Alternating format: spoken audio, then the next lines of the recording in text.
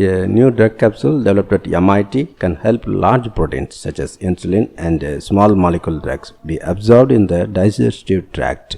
One reason that it is so difficult to deliver large protein drugs orally is that these drugs can't pass through the mucous barrier that lines the digestive tract. This means that insulin and most other biologic drugs consisting of proteins or nucleic acids, have to be injected or administered in a hospital. A new drug capsule developed at MIT may one day be able to replace those injections. The capsule has a robotic cap that spins and tunnels through the mucous barrier when it reaches the small intestine, allowing drugs carried by the capsule to pass into cells lining the intestine.